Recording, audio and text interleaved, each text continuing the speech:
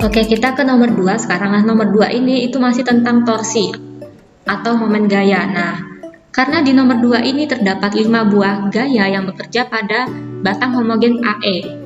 Nah, dengan gaya masing-masing sebesar 20 Newton karena besar gayanya sama. Berarti F1 sama dengan F2 sama dengan F3 sama dengan F4 sama dengan F5 sebesar 20 Newton. Nah, jarak antara titik AB, BC, CD, DE itu adalah 1,5 meter. Nah, yang ditanyakan apa di sini? Besarnya momen gaya di titik C, maka kita bisa tulis tau C itu sama dengan ada berapa gaya nih? Maka kalian perhatikan, karena C ini sebagai pusat rotasi, maka kita tinjau F1 atau tau 1 itu ada F1 dikali R. R-nya kemana? Berarti A ke C. Maka kita tulis ini tau 1 itu untuk yang F1. Nah, tau 2 karena ada gaya kedua, maka ini tau kedua dan ini tau 3. Di sini itu tau 4 dan tau 5. Nah, karena pusatnya di C, maka tau 3 itu sama dengan 0, sehingga ada yang karena pusatnya di C, sehingga tau 3 sama dengan 0. Yang bekerja hanya ada tau 1, tau 2, tau 4, dan tau 5, sehingga kita bisa tuliskan nih. Momen gaya di C, maka ada tau 1 plus minus tau 2 plus minus tau 4 plus minus tau 5. Nah, tau 1 kita lihat pusatnya di C. Kalau kita tarik ke titik A, di titik A, nah rotasinya kemana? Arah putarannya kemana? Kalau F1 kita tarik ke bawah, ini kan arahnya ke bawah ya, maka ditarik. Maka batang homogen ini akan berputar berlawanan dengan jarum jam, berarti ke kiri. Sehingga tau 1 bernilai negatif. Maka ini minus tau 1. Sekarang kita tinjau tau 2. Tau 2 ditarik ke arah tau 2 ditarik ke menyerong sana ya, ke atas. Nah, sekarang kita tinjau tau 2. Tau 2 ini ada di F2. Nah, jika dia ditarik, maka arah putarannya kemana? Searah dengan jarum jam ya, dia kan menyerong ke sana nih. Maka arah putarannya untuk tau 2 itu searah dengan jarum jam. Maka plus dengan tau 2. Sekarang kita tinjau tau 4. Tau 4 untuk yang F4. Nah, dia ditarik ke bawah. Menyerong ke bawah, ke sebelah kiri. Nah, maka arah putarannya kemana? Searah jarum jam ya, berarti kan dia berputar searah dengan jarum jam. Maka plus dengan tau 4. Sekarang tau 5. Tau 5 itu ada gaya kelima. Nah, maka kalau dia ditarik, pusatnya ada di C. Ditarik ke atas terhadap titik E, maka dia akan berputar berlawanan dengan arah jarum jam. Maka berputarnya ke kiri, sehingga minus tau 5. Nah, sekarang kita bisa langsung kerjakan nih. Kalian boleh langsung menghitung atau mencari masing-masing dari besarnya torsi. Misalkan kalau kalian cari masing-masing, maka tau 1 itu sama dengan F1 dikali R. R-nya R apa? R di titik A sampai ke titik C, maka panjangnya berapa? Nah, karena tau 1 ini minus, kalian jangan lupa ini bernilai negatif karena dia kan berlawanan arah jarum jam. Nah, kemudian tau 2. Tau 2 itu ada gaya kedua. Nah, dia kan membentuk sudut, kita uraikan dulu. Maka kita uraikan searah sumbu Y dan searah sumbu X. Ada Fx. Nah, dia cos theta. Cos theta terhadap sumbu.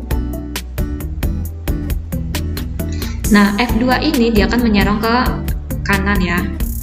Nah, dia membentuk sudut terhadap sumbu Y-nya, maka dia F2 dikali cos 37. Nah, maka F2 dikali cos 37 dikali R. R-nya dari B ke C. Nah, ini dari B ke C, maka R, B, C. Nah, arahnya kemana? Dia positif ya, searah dengan jarum jam. Nah, kemudian tau 4. Tau 4 ini ada gaya ke 4. Dan dia mengapit sudut terhadap sumbu vertikalnya, maka kita uraikan ada FY dan Fx. Nah, kenapa kok kita menggunakan FY, kenapa bukan Fx? Kalian ingat, torsi itu adalah gaya yang menyebabkan benda berputar. Jadi, kalau seperti itu, ini kan ada batang. Nah, F4 di sini, dia mengapit sudut terhadap sumbu vertikalnya. Nah, kalian uraikan, berarti ada Fy dan Fx. Nah, ketiga gaya ini ada Fx, F4, dan Fy yang menyebabkan benda berputar itu ada di mana? Berarti kan yang tegak lurus dengan lengan gayanya. Berarti Fy ya kan, Fy ini tegak lurus dengan lengan, maka Fy dikali cos theta. Cos theta-nya berapa? 53, maka F4 dikali cos 53 dikali R. R-nya dari D ke C. Nah, yang terakhir ada tau 5. Tau 5, Ibu tulis di sini. Tau 5 berarti kan gaya ke-5 dikali dengan R. R-nya dari E ke C. Nah, ini kalau kalian cari masing-masing baru masukkan ke dalam persamaan. Atau kalau kalian mau langsung, berarti di sini minus F1 dikali R AC plus F2-nya apa? Tau keduanya apa? Ada F2 dikali cos theta kali R BC plus dengan tau 4, maka ada F4 cos theta dikali R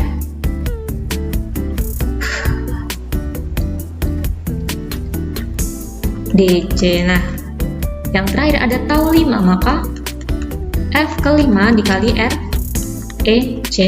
Nah, oke, ini kalian langsung masukkan saja nilai yang sudah diketahui, ada gaya dan jaraknya. Jadi tau C kita bisa dapatkan sebesar berapa? Maka satuannya Newton dikali meter. Nah, ini untuk nomor 2. Oke, kita ke nomor 3. Nah, nomor 3 di sini masih tentang torsi ya, karena kan dia masih tentang batang homogen terletak di suatu titik tumpu.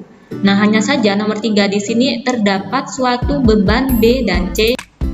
Nah, yang diketahui apa di sini? Ada 200 Newton. 200 Newton ini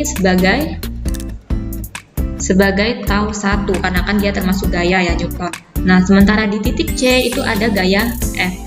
Nah, yang diketahui lagi ada RBA, berarti RBA sejauh 4 meter.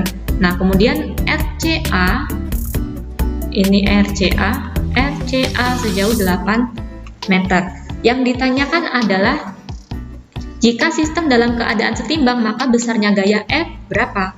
Nah, maka karena sistem ini setimbang, maka kita gunakan nih, sigma tau sama dengan 0. Nah, artinya sistem ini dalam keadaan setimbang, maka tidak ada gaya yang menyebabkan benda berputar atau bergerak, maka sigma Fx-nya itu sama dengan 0, sigma Fy juga sama dengan 0, sehingga sigma tau itu sama dengan 0. Nah, kalau seperti ini, maka kita bisa tuliskan sigma tau sama dengan 0. Nah, tau di sini atau momen gaya di sini karena kan ada dua gaya ya, tapi kan mereka setimbang. Nah, maka ada tau 1 dan tau 2. Tau 2 di sini itu yang miliknya si F. Nah, maka kita lihat pusat rotasi ada di titik A. A ini sebagai tumpuannya, karena kan tumpuannya ada di A ya. Nah, maka kita lihat tau 1 dengan titik tumpu di A, maka dia akan berotasi kemana?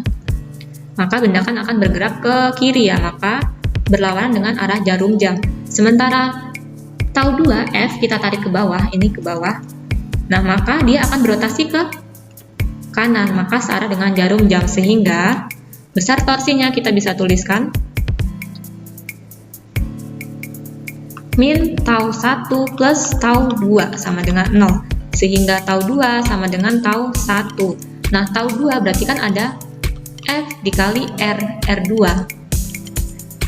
Tau 1 maka ada F1 dikali R1.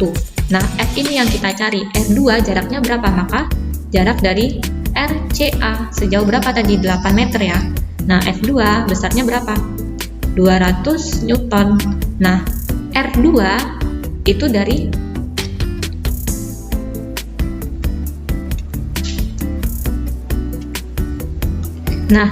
F1 itu yang 200 Newton ya, maka kita tuliskan 200 Newton dikali R1 dari titik B ke A. Nah, RBA itu sejauh berapa? 4 meter.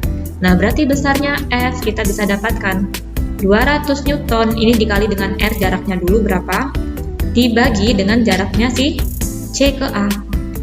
Nah, jadi F-nya berapa? Nah, sekarang yang terakhir untuk momen gaya ada di nomor 4, kita akan bahas. Nah, nomor 4, kalau kalian lihat di sini hanya ada satu gaya sebesar 50 Newton. Nah, dia akan mengapit sudut 60 derajat terhadap bidang horizontalnya. Maka kalau kita uraikan gayanya, maka ini Fx dan Fy. Nah, Fy itu tetanya di sini kan, mengapit terhadap bidang horizontalnya. Nah, maka kalau kita tuliskan, yang tegak lurus di sini adalah gaya apa? F sama dengan 50 ini, karena kan dia mengapit sudut ya. Maka kita uraikan dulu terhadap sumbu horizontal dan sumbu vertikalnya. Nah, karena yang ditanyakan adalah momen gaya di titik O,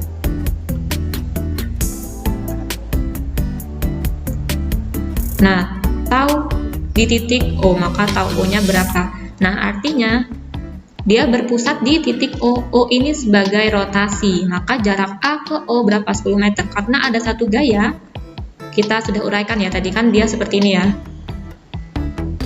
Nah, mengapit sudut sebesar 60, ini F-nya. F yang bekerja sebesar 50 Newton. Nah, karena kita uraikan, maka ada Fx dan Fy. Nah, Fx ini, lihat, F50 Newton ini mengapit sudut terhadap horizontalnya, maka F cos theta. Sementara Fy, dia kan tidak mengapit sudut ya, sudutnya kan di sini nih, antara miring dan sampingnya. Karena cos theta itu sama dengan apa? Dengan samping per miring. Sementara sin sama dengan depan per miring. Ini depan, ini miring. Maka Fy itu sama dengan F sin theta. Nah, sin itu sama dengan depan per miring. Nah, sehingga karena yang ditanyakan adalah torsi atau tau di titik O, maka kita bisa uraikan F dikali R, dan dia mengapit sudut, maka F ini, F yang menyebabkan benda berputar, yang mana kan ada dua gaya ya, ada Fx dan Fy. Nah, ingat bahwa torsi atau momen gaya itu merupakan besarnya gaya yang tegak lurus dengan lengan dikalikan dengan jarak ke pusat rotasinya, sehingga kalau dia yang tegak lurus adalah Fy, kita bisa tuliskan berarti Fy dikali R. Nah, Fy-nya di sini tadi sama dengan apa? Fy sama dengan F sin theta dikali R. Nah, F-nya berapa masukkan? Sin theta, maka F dikali sin 60 dikali R-nya. R dari A ke O. Sin 60 itu sama dengan setengah akar 3. Sehingga besarnya torsi itu sama dengan berapa? Newton dikali meter. Oke, kita sudah menyelesaikan bahasan untuk torsi ya. Ingat, kalau torsi itu kan simbolnya tau. Tau itu sama dengan gaya dikali R. Nah, gaya di sini itu yang gaya tegak lurus dengan lengannya atau R-nya. Jika F ini mengapit sudut terhadap bidang horizontalnya, maka gunakan yang F yang tegak lurus terhadap lengannya. Lengannya kan yang horizontal. Maka bisa saja dia Fy atau Fx. Itu ya, ini untuk torsi sudah selesai. Semoga bisa dipahami.